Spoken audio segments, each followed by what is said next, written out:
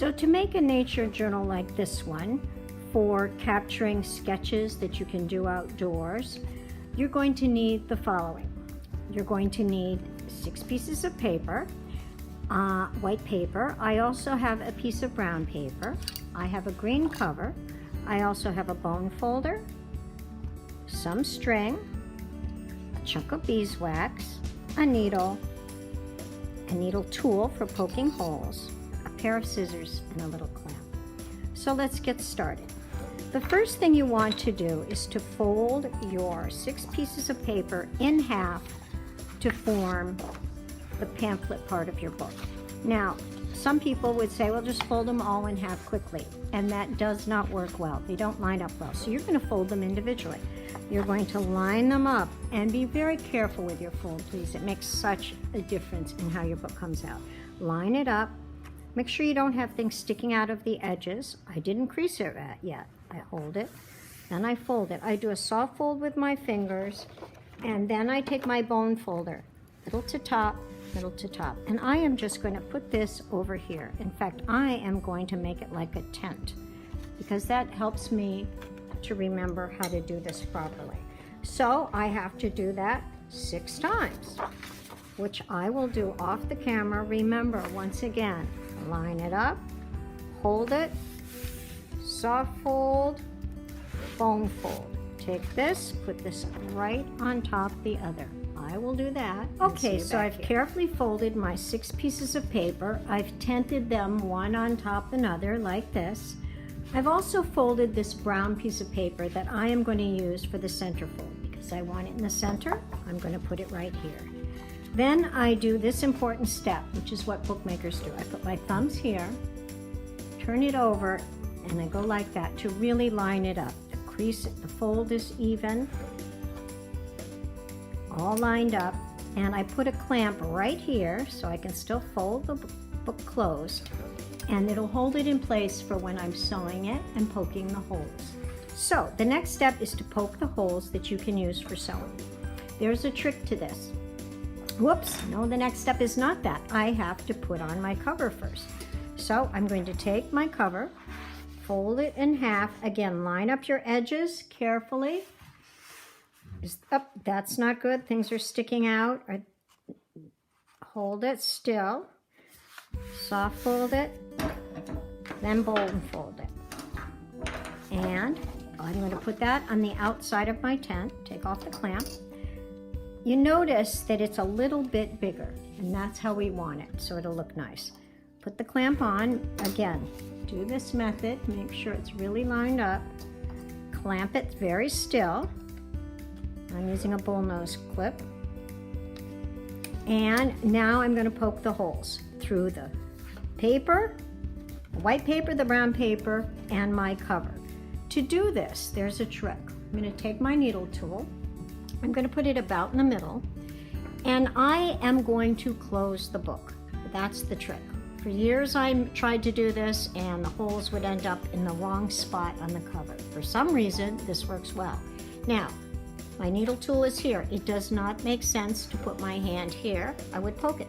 So close the book, move your hand down, poke it through, and wiggle it so you'll make the hole a little bigger. So I have one in the middle. Now I need one closer to the top, right there. Again, close the book. Wiggle it, and I need one more hole.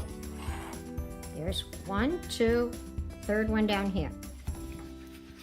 So you're all set for sewing, and you can see why it's nice to have the clamp. It is holding everything in place.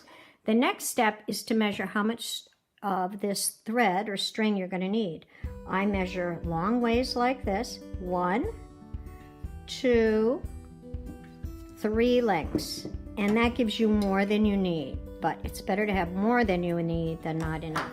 Now I could sew it with this, but it doesn't work as well as if I add a little beeswax. The beeswax makes it last longer. It makes it a little bit sticky so that when you tie your knots, they don't slip out. So here's what you do. You lay it over the beeswax, you put your thumb on it, and you just pull the tail. Sorry, that jiggled. 1, 2, 3, 4 times. and I didn't get that tail, so I'm going to do that tail too. Now, the other wonderful thing about the beeswax is when you go like that, it holds it pretty flat, so it's much easier to thread your needle. Put it through there, pull it, but do not put a knot in it. I hope you heard that. Every time I teach this, some kid puts a knot in it. You're just leaving these two ends loose. Now it's time to sew it. You can start on the outside or the inside. Wherever you start is where your knot will end up at the end. I'm going to start in the middle today. I'm going to find that hole. I'm not going to make a new one. You might have to wiggle it. There you go. It comes through. So then I'm just going to pull it. I'm going to pull it, but I'm leaving a tail about that long. So I go from the middle to the top.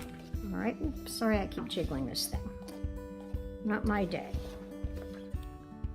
To the top, wiggle it, pull it through, and sometimes you have to work it back and forth with your hand, which you can do.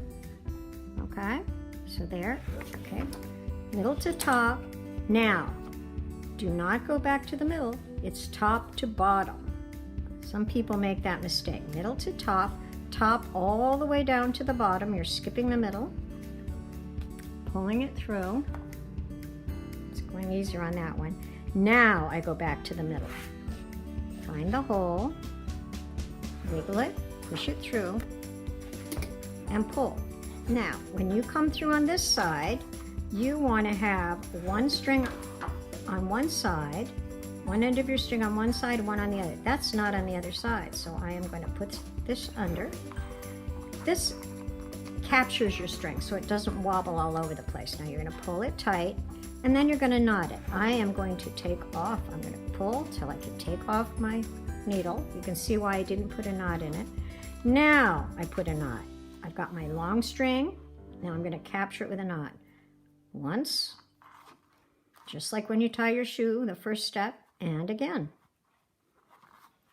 Okay, so then you trim it, and you can decide how long you want it, but don't cut it super close to the knot or it'll unravel. And when I take the clamp off, I have a beautiful hand-bound book with many pages for sketching, a centerfold for maybe doing a chalk drawing, and you have done it. Don't forget to send me a picture of your completed journal, and have fun taking this outdoors and doing some wonderful nature sketches. Bye-bye.